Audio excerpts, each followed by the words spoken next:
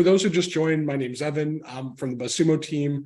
Really excited to be joined by Amanda Milligan, who I think is a returning BuzzSumo webinar guest, and the head of marketing at Stacker Studio. So really excited for Amanda's presentation today, and I hope you all are too, because you're going to learn a lot and take a lot away from it. So before I turn over to Amanda, I think there might be some people in the call who are not too familiar with BuzzSumo, so I figure I'll just give you the quick 30-second pitch. And BuzzSumo is your all-in-one PR and creative content solution. So there's a lot you can do in the platform, but our goal is never to make you spend more time. What we want to do is take fantastic data, whether that's news articles, blog posts, our massive database of journalists. We want to put it in a nice, easy-to-use platform that lets you take big data and use it to help you do your job quicker, faster, better. So if you're manually scrolling through social mentions to try to stay on top of everything, our trending tools can consolidate that down and just give you one dashboard to go to. It's going to save you a ton of time, make you more productive, keep you ahead of your competitors. If you're manually finding which journalists you should reach out to grow your brand, use our database. So we're going to have a fantastic database of journalists with their contact information, their social handles, some cool information about them to help you find the right people to reach out to and grow your brand. If you're using Google Alerts or you're manually monitoring press coverage, our monitoring tool is going to blow you away. It's super simple, incredibly easy to use, but really powerful. And that's what we want to do with BuzzSumo. And you have to take our word for it. We're lucky enough with a lot of great feedback. We have all those fancy G2 badges on this page, but we like feedback from users more than anything. So, it's great to hear back from people that have used BuzzSumo and are really happy about it and hear that from them. So that being said, if you haven't tried BuzzSumo, go to our website. We have a free 30-day trial. Give it a shot. See what you think. We'd love to hear from you as well. And before I hand over to Amanda, just a quick piece of housekeeping. We're going to make sure we save some time at the end of the call for Q&A. So if you have any questions, just pop them in the Q&A box at the bottom of your screen, and we'll make sure we get to as many as possible. And we will send out a recording of the call in the next couple of days as well. So if you signed up for the call, or if you signed up for the Zoom, we will send your recording out as well. All right, Amanda, with that, I'll turn it over to you. All right. Definitely everybody take advantage of trying out BuzzSumo. I love this tool. I'm very excited to be here and so glad that the team is having me do this webinar.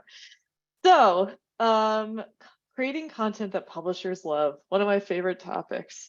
And what I'll get into is that I've been talking about this topic in general for a long time. I've been in the industry for about a decade, focusing on content and digital PR with an SEO kind of bent to it.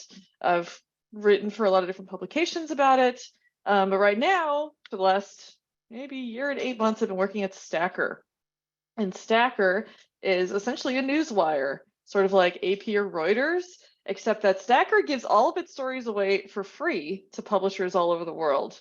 So it's a really cool mission, and I work on the brand side of things. So in order to fund being able to give all these stories away to publishers all over the country, we have to, find revenue sources. And one of those is that we partner with brands, because we found out that brands would love to have content syndicated to so many publishers.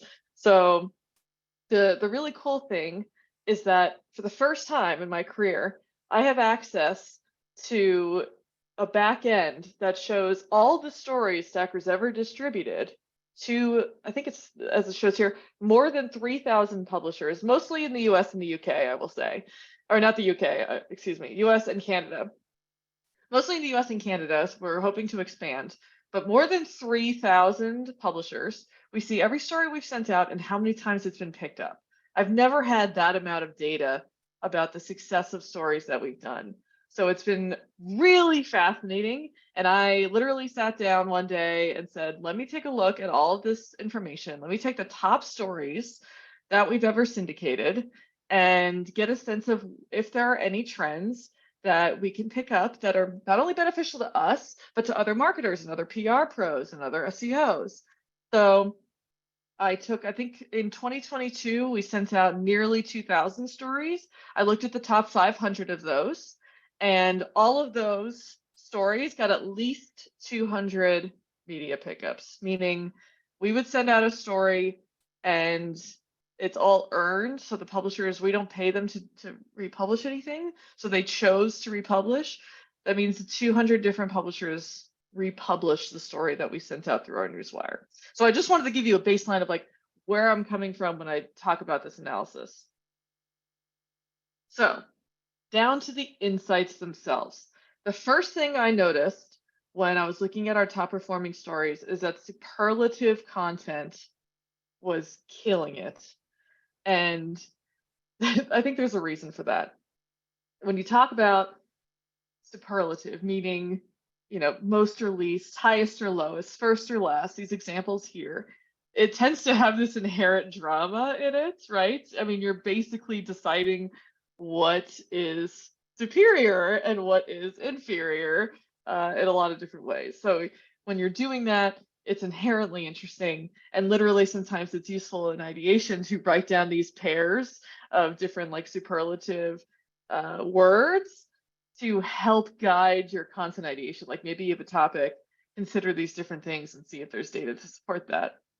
But I'm not talking necessarily, we know that BuzzFeed is kind of like the cliche example of ranked lists and superlative lists. So like in this case, Taylor Swift has worn 28 different outfits in the Eras store and they're ranking them, right?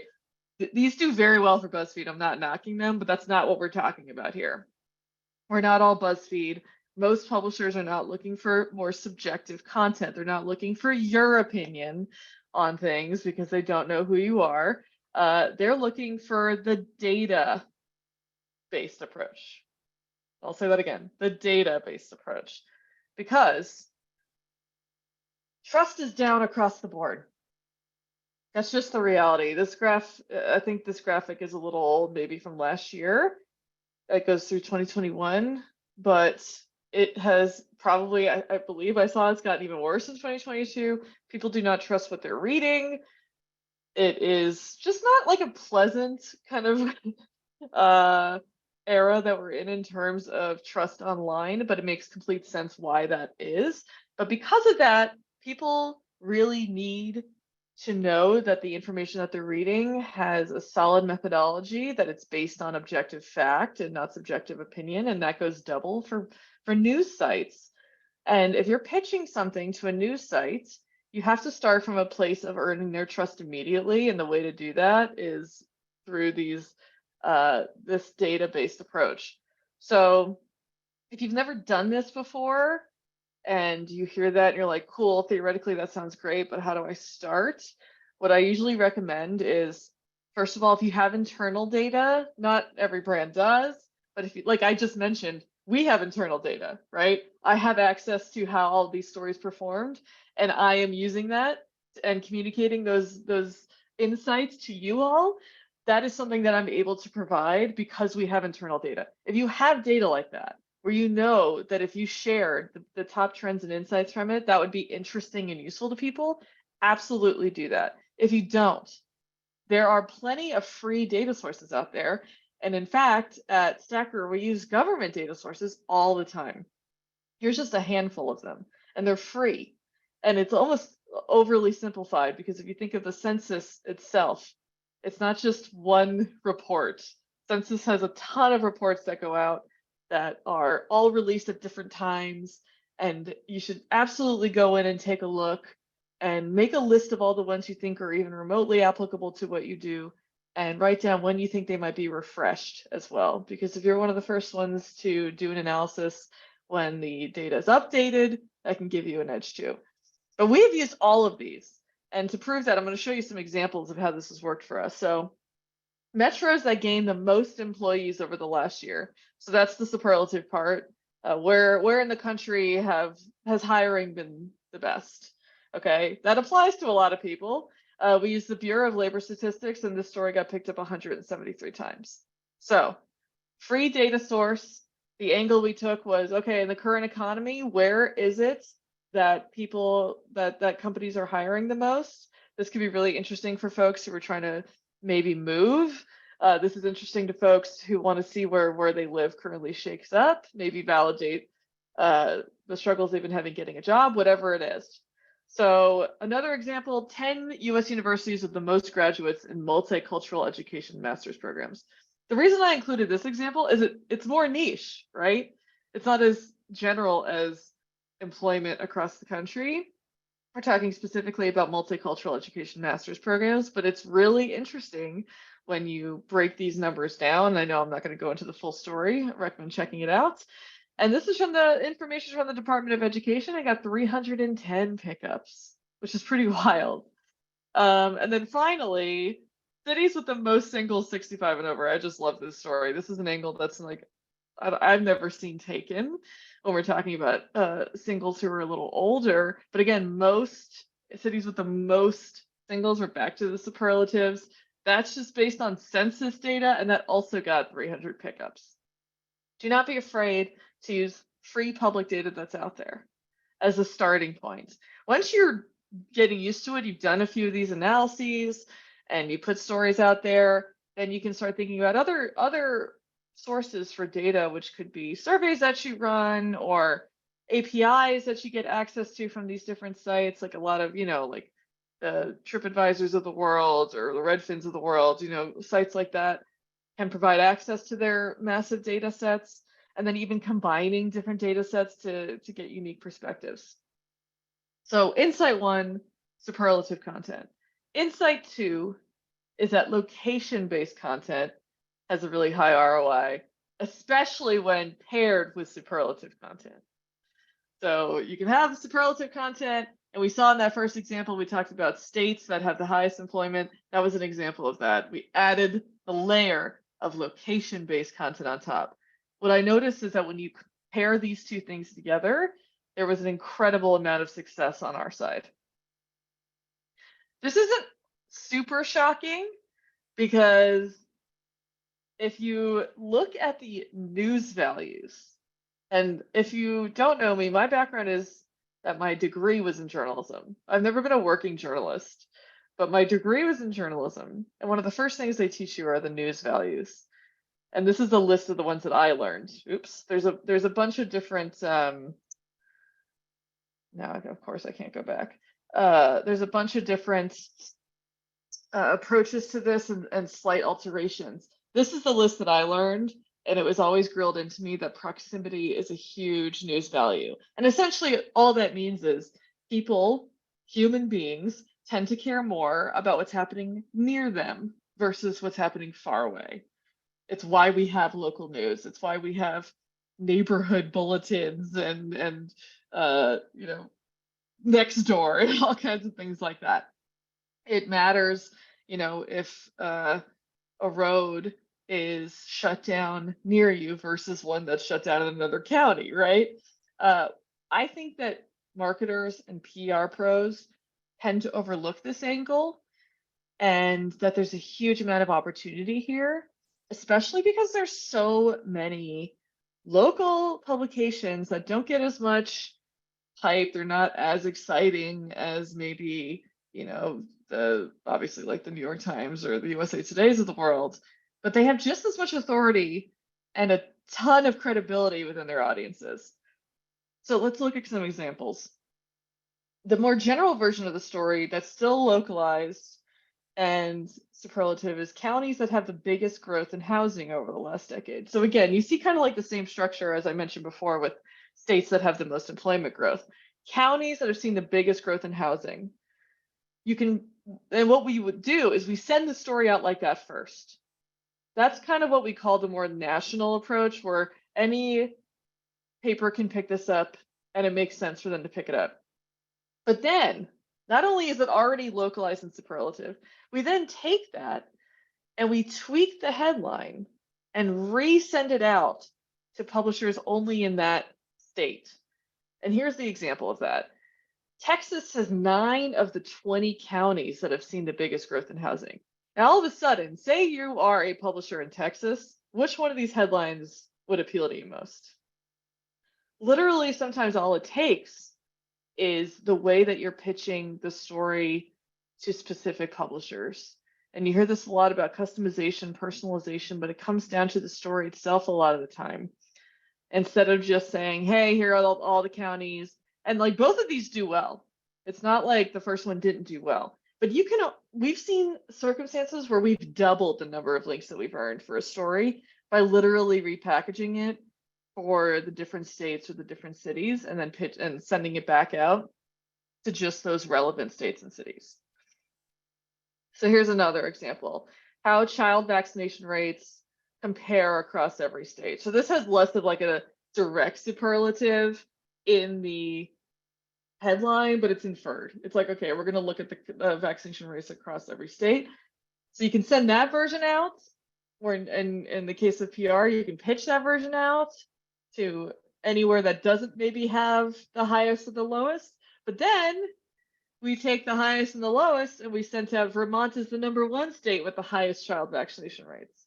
Because all of a sudden, anybody in Vermont is going to be like, that is so much more newsworthy to us than the other version of the story. And then you can do that over and over and over again, which is what we do.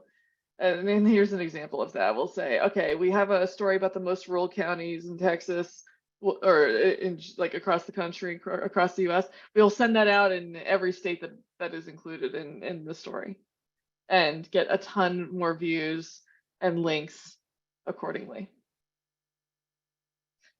I wanted to include this because another really cool part about this company is that since we have these relationships with publishers, we actually have we have a team at our company that is solely responsible for working with our publisher network. And they talk directly to these editors and these publishers and say, like, what do you want from us? What is it that is interesting to you? And we've been told that these have been successful for our partners. So local news sites are interested in things like employment. And we've already had some examples there. We've also had examples of like real estate trends and housing. We're interested in trends in crime stats. Avoiding scams has been really popular for the last couple of years, which sadly is probably because scams are getting more and more sophisticated. And then also what they call news you can use stories. We also call this service journalism. And it kind of relates to like the how-to content that we marketers are all familiar with. News you can use, meaning anything that is actionable for folks, like how to fix a flat tire or how to pick health insurance or whatever it is, where if somebody needs help, that story is able to help them, especially in more of in a local context. So I wanted to include this here because it's pretty actionable in terms of like what publishers are looking for, especially on the local side. So then when you're trying to create local content, especially pairing with superlative content, you probably already have data. Think about the things like, if you have a comprehensive data set, is it easy to just separate it out by location? Does your target audience reside in a particular location? If so, like make sure you're using data sets that encompass that location. And then can you customize the angle, the pitch, the headline, whatever it is, to showcase what it is that's interesting about that specific state, country, city, county, whatever it is. Okay. Insight number 3. Entertainment stories kill it in our network. And at first I was thinking, okay, well, maybe it's just because we have more of those stories, or maybe let me take another look at this. And I think I went down to like the top 100 stories, and it was still the same percentage of those stories were entertainment stories. So they were also like they were really well represented in even like the highest performing stories that we've done. This is the breakdown of the top 500 in terms of category. So again, entertainment really killed, and I'll get into how this might be applicable for you, even if you don't work strictly in an entertainment publication or brand. So entertainment, business, I think that probably tracks for a lot of us. Real estate probably tracks for a lot of us. Education was interesting to me. And then you kind of get into these smaller little pockets like health and automotive. Honestly, celebrities probably should have been grouped into entertainment, but I think entertainment was like music, movies, that sort of thing, even though celebrities overlap with that. With sports and food and drink being a little lower. So we've definitely seen that entertainment has been the most successful. So when we talk about what does that mean for us, one thing that can be useful when considering the entertainment route is trying to tag that onto what's called a news peg, which is a topic news is already going to cover. examples of that are the Oscars or the Emmys, right? It's something that's happening every year that you know is already going to be covered. And the goal is not to report on the winners because there's a million people already doing that and it's their job to do that. The goal is to figure out, is there a complementary story here that can somehow relate to my industry and I can kind of ride this wave? So for one of our clients, Sunday Citizen, we did a story about celebrities' favorite holiday traditions. And we got, Chicago Tribune was one of the many publishers that ran this. Sunday Citizen sells things like a lot of cozy things like blankets and everything. So they've done more feature content around just like the home, and that holidays kind of fits into that as well. But they added the celebrity component and they added the holiday component as a news peg. So we were layering on all the different ways that we can make this more newsworthy. 50 Black actors who made entertainment history. I believe we ran this during Black History Month because obviously people are going to be talking about Black History Month in the news, and we thought, what are other ways that we can contribute to this story? Who are other people we can highlight? But it adds the entertainment angle as well, and people tend to be interested in those different topics. So to think about this, not just from the news peg perspective, but if you're uncomfortable with thinking, how can I create content that is considered more on the entertainment side? I highly recommend doing this kind of thought exercise, which is tangential content. Topical content is great, okay? Topical content is necessary. It is your bottom of the funnel content. It's about your product or service. It's helping move people to convert, to become customers or clients. It's about your company's culture. It's about, anything along those lines. That's topical. And there's a spectrum from extremely topical all the way to very tangential, which we don't want to go there either. But more tangential is more about like maybe your general mission and what you're trying to accomplish in the space, your industry. It's more appealing to a general audience. This is the realm in which, honestly, in general, you're going to be able to get more coverage, but especially in the context of like, how do I create content that's more related to business or real estate or entertainment, is to think about how your industry interacts with those topics. And almost 9 times out of 10, I would say, there are overlaps here. So just as an example, I don't know why, I almost always use pet insurance as an example. So pet insurance, if you work at a pet insurance company, the general topic would be pets, right? You are in the industry of pets. Anybody who cares about pet insurance has a pet. So pet related topics are going to be interested to your audience, and a ton of people have pets, so that's pretty tangential. So you zoom out and then you zoom back in. You're like, all right, well, if I'm just talking about pets instead of specifically pet insurance, how can that overlap with entertainment? Caveat, these are ones I came up with very quickly off the top of my head. Celebrity pets, celebrity pet lookalikes. Honestly, I would definitely read that. Most pampered pets, like the amount of money people spend on grooming their pets is kind of out of control. Then you can talk about like famous dog actors. There have been dogs and cats that have starred in various movies. Maybe you can see the highest ranked films that star animals, as this last one suggests, which is a data-based approach. You could look at IMDb and see what are the highest like rated movies that have a dog as the lead. Maybe Air Bud off the top of my head. Homeward Bound made me sob. These are just really kind of off the cuff examples of how suddenly you go from pet insurance to the best movie starring an animal. And that might feel, for a lot of people, that feels too far, but it's really not, because anybody who's interested in pets would be interested in this content, and somebody would understand why you would create this content. And again, this is not to convert people. Nobody's going to read this and be like, and I need your pet insurance. It's to earn press and links at the end of the day. And all of you in PR, who I'm sure is most of you, understand that. Okay, So I know I'm kind of like racing through this. So I want to make sure that I have enough time. Let me just check the time there. I want to make sure I have enough time to talk and answer all of your questions. But this is one of my favorite parts of this presentation because I didn't know any of this until I talked to my friend at the company who runs our MSN partnership.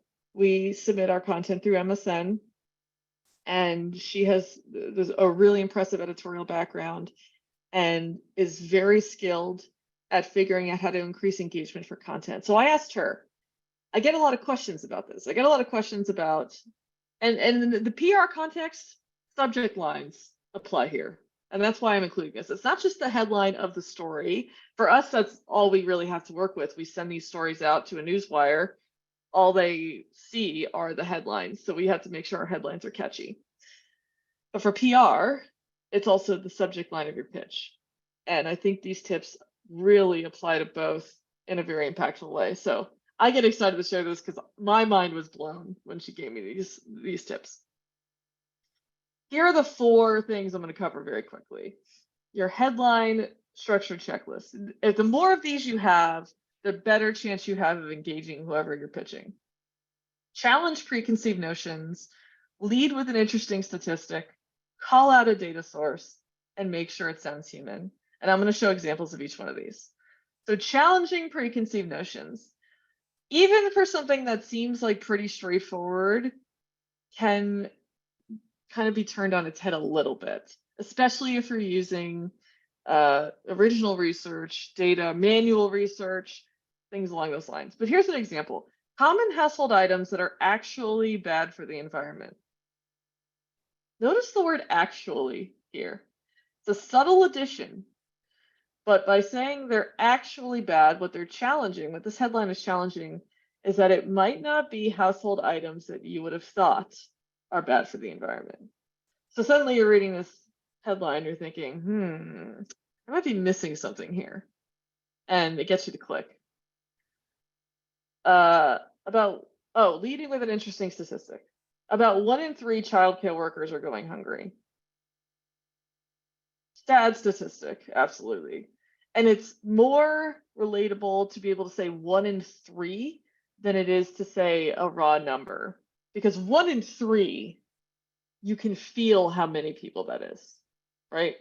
So not only leading with an interesting statistic, but making sure that the statistic has the context that it needs.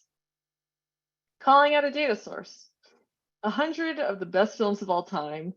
Some people would just send that out, right? But as a reader or a publisher who's receiving your pitch, I don't know what that's based on.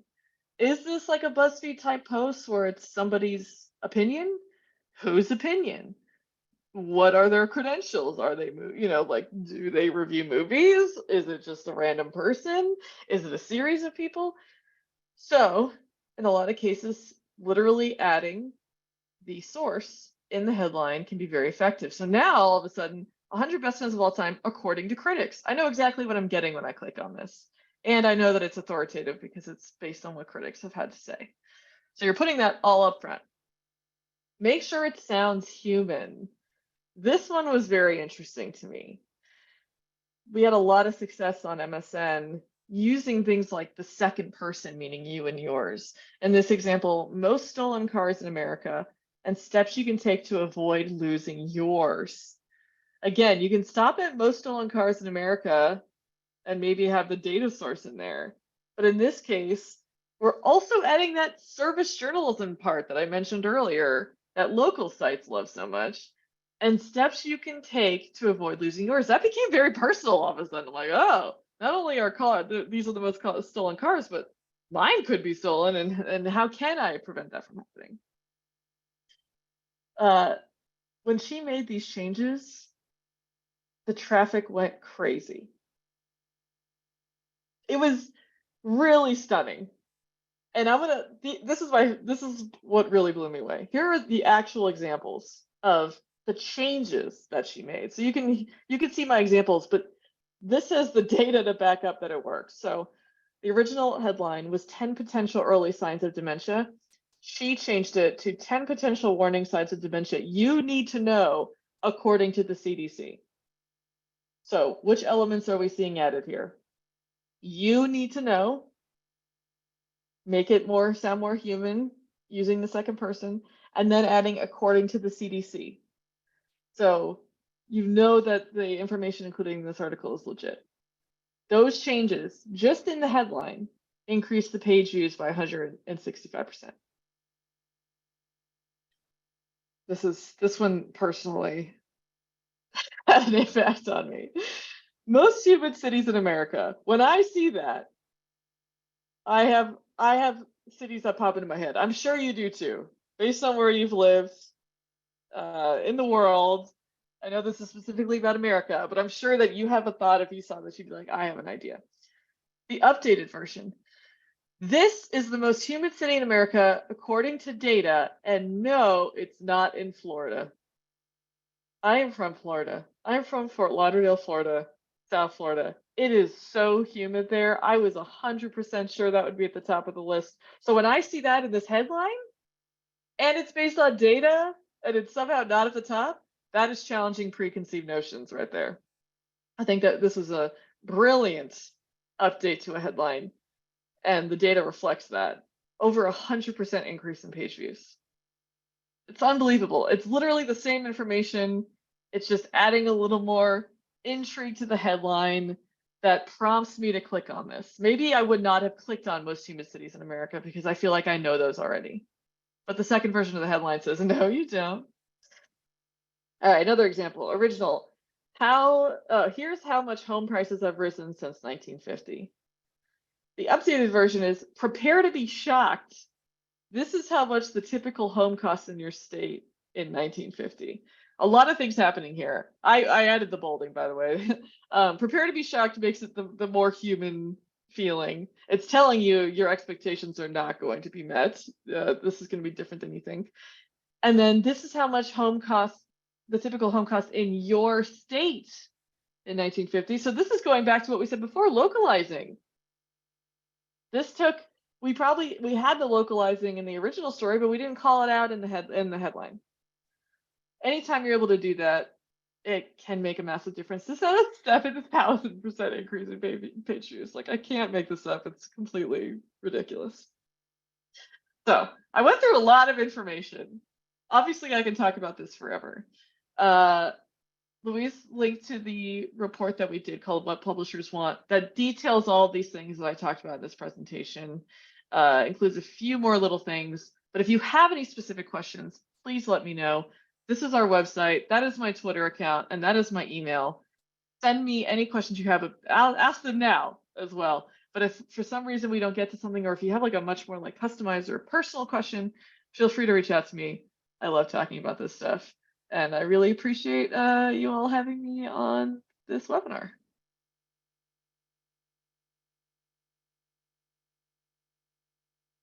Amanda, thank you. That was amazing. There's a lot of really, really tactical, awesome tips in there. And I think I saw the question in the chat and Q&A. Yes, we're absolutely going to send out a recording to everybody. I think people have a lot they probably want to unpack. I learned a lot just from listening into that. So we're going to do a Q&A right now. If you have any questions, pop them in the Q&A box at the bottom of your screen. We'll make sure we get to as many as possible. Louise in the chat's going to help us out and start answering them. Well, while we see those questions come in, one thing we want to point out too is we have this really cool BuzzSumo report. If you're not familiar, we do reports a couple times a year. And the reason we do them a couple times a year is we really invest a lot of time in researching and pulling data and finding and servicing trends. So if you want to know how to syndicate your PR for free, Amanda can lay out a few tips as well, but we have some interesting data coming out next week. So keep an eye on your inboxes and keep an eye on BuzzSumo.com. And go ahead and sign up for our next webinar as well. We're going to be talking about, I think the subject that's on the tip of everyone's tongues right now, AI, and how to not be afraid of AI, how to get ahead and take advantage with Cision's own Anthony Cousins. Anthony is extremely exciting speaker to listen to, someone who's really deeply embedded in the space, and you're going to learn a lot in that call. So we're seeing some questions trickle in. Again, pop them in the Q&A box at the bottom of the screen. And Amanda, I'll start firing some at you if that's okay. Yeah, let's do it. Also, Donna, your comment just made my day that I need my own TV show. I just wanted to show appreciation for that. But yeah, go for it. Let's hear those I questions. agree, or even a podcast could be a good I start. used to have a podcast. Maybe I'll have to do that again. I have too much extroversion enthusiasm that I need to get out somehow. Or YouTube might be a nice medium there, you know. True. I'd be pro you doing that as well. Let's see. First question from James. What's to stop a journalist from picking up the story? So you do all this work, you do all this research, you send out this awesome pitch. What's to stop a journalist from picking up the story and stripping out references to the brand that you're trying to promote?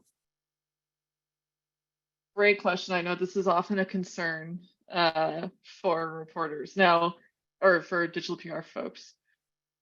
It's kind of, how do I answer this? Because there's two different approaches. So they mentioned, Evan and Luis they mentioned that they're doing a syndication report, and at Stacker we do syndication. That has its own answer versus doing more manual pitching. So for syndication, it's much less likely to happen because they're literally republishing the story in full. And in our case, we have partnerships where we kind of discuss like, okay, you're getting this content for free. This is what the attribution looks like. You know, they're not altering the content itself, so the mentions about the brand stays there, but they also have a canonical going back to the client's original version of the story. And this has never been a problem in terms of like publishers understanding that that's the way that it works. Every now and then they'll just forget or something, and we'll reach out to them, but we've never really, nobody's ever been like, no, we're not doing that. For digital PR, it is a different story because they're not necessarily republishing something in full, right? They might be taking your data and writing a new story about it. And it certainly can happen that they decide to drop the source. Usually, you know, there's ways to avoid that when you're pitching, you're making sure to show that they're the ones who came up with the data. And this is why data is really useful, or a survey or whatever you decide to do, because if they're the source of the information, it's going to be hard to drop the name of the brand out of it. Because then the journalists would be reporting on something that suddenly doesn't really have a source anymore. So the more that you can tie the brand to having created the content, the less this will happen. But even still, it can happen. And I think it's very fair to follow up and say like, hey, you know, I think people will want to know exactly where this information came from. You might want to provide the link, or you might want to provide, you know, the name of the company. But you can't control it. You know, you can't control it. As we know, like earned media is not completely in our control, which can be a very frustrating experience for all. But that is why it's so valuable. I hope that answers your question. I think that the more that the content is tied to your brand, the much less often that'll happen. Like journalists they won't be able to steal it, or, you know, they're not stealing it, but they won't be able to cover it and completely untie it from the fact that the brand was the source of the information in the first place. Gotcha. I think that's a really good in-depth answer. Next question up from Angela. Do you find better success when you pitch simpler stories, maybe only one or two data points, versus trying to focus on multiple data points and multiple verticals at once in one story? Multiple data and multiple verticals. That's a great question. I think Stacker tends to lean toward the former. Not that we don't do multiple data sources. So that's what I think for the second part of the question, I think it's totally fair and really exciting when you're able to use multiple data sources to tell the one story. But I think the question you're getting at is, like, do you want to be telling multiple stories in the same piece? And for the function that we provide, I think journalists are looking for, like, they want to know exactly what the story is from the headline and know that their readers are going to be interested in it and not, you know, confused about what they're going to write. However, that could be a function of the fact that we syndicate content. So they're not picking and choosing which pieces. They could. I mean, anyone's welcome to do that with our stories. It's like pick and choose. Oh, we want to focus on this over this. But we do kind of go into it with like our thesis or our, you know, we have those headlines and we're like, oh, we're going to show you exactly how this breaks down. That tends to be our approach. And we seem to have a lot of success doing that. But I don't want to say that that's like necessarily the only way to do things, but it has been how we've been most successful. Gotcha. All right, a question from, I hope I pronounced it right, Azana. I'm a beginner. It's a two-part question, so I'll break it up. I'm a beginner and getting ready to set my first PR pitch today. And nerves! Exclamation point. Wow. Any advice around that? Oh my Dealing with God. your Well, first of all, thanks for being here. Can people just like show some support for Azana in the chat? Because like awesome that you're sending your first pitch today. Well done. Do I have any advice for you? I'm not really getting syndication and what it entails. Okay, if this is your first day, do not worry about syndication at this exact moment. If your job is to pitch, I think the advice that I would give you, even if we're talking more generally, like even whether you're pitching or syndication, is at the end of the day, a lot of this is about relationships. Like even when we set up our syndication network, we had to prove to people that what we were going to be providing them was going to be beneficial to them. A lot of the time, it comes down to those relationships. So I would think about whatever organization you're at, whoever your client is, or if you're internal, I don't know if you're at a brand, but where do you think that they would be pleased to be covered? Research those writers. If you're pitching, research the writers at that publication, not just the publication. You really have to understand what the writer covers, and then follow everything that they do. Follow them on any social media that they're on. Look at the stories that they're covering, and assume that they won't really deviate from what they've already covered in terms of the topic area, and show that you've done that research in your pitch. And by that, I mean, like, do not send a templated pitch. Do not send like a standard, oh, we did this. It's cool. Check it out. Like they will not read it. I can almost guarantee that. They need to know like, hey, you could say something along the lines of, I really love your content about XYZ, and I see, that it's really interesting to your audience. We did this piece of content. Like you really need to make it as obvious as possible. Make it as obvious as possible. Do not assume people are going to make assumptions about why it's interesting for them or why their readers would care. Make it really obvious and succinct, I think is like the shortest way I can put it. But remember that it's like, think about the person on the other end of the email, I guess is like the top level advice on that. But good luck. You'll kill it. Yeah, that's really exciting. Of course, we put nerves in the chat. Yeah, but it's really exciting to hear that you're there. And Amanda, that was some awesome advice. I'll also pitch it out there. BuzzSumo can really help with that. Our journalist database, you get a free 30-day free trial. So if you're just starting out, take advantage of that. We'll help you understand just about certain topics, but also like the topics they write about. You get alerts when they write new cohesive content. And to Amanda's point, like what we want to enable you to do is not just blast out a bunch of templated emails. Like to really understand a journalist and understand what they like to write about and know when they wrote new content. So you can try to build that relationship. Totally. And what we always loved about BuzzSumo is like seeing what was the most engaging story. Like you could see, if you look at a writer's stories, see which ones were engaged with the most. And that gives you even more insight as to what might work for them and what might work for their audience. Because if you can tap into what's going to perform for them, you're much more likely to have your content published on their site as well. Yeah. One quick question. I wouldn't call it a quick question, Amanda, but it is succinctly, because I know you've been talking about this for a while. As you answer it, Abel asked, what do you see as an approach today to start as a career as a freelance content creator?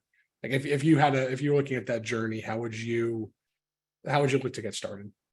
Oh, wow. Yeah, that's an interesting question. I'm probably not the best person to answer this because I did not start as a freelance content creator, so take everything I say with a big grain of salt.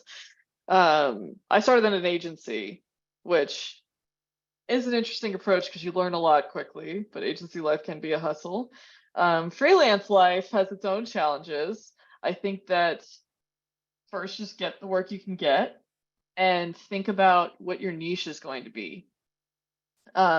The reason I say that is because everybody kind of has their own philosophy on content, and sometimes they decide they're going to focus on different approaches. Maybe they're going to focus on like filler and cluster content, or they're going to focus on like really in-depth authoritative content, or whatever it is. Like, if you don't know the answer to that, try different things.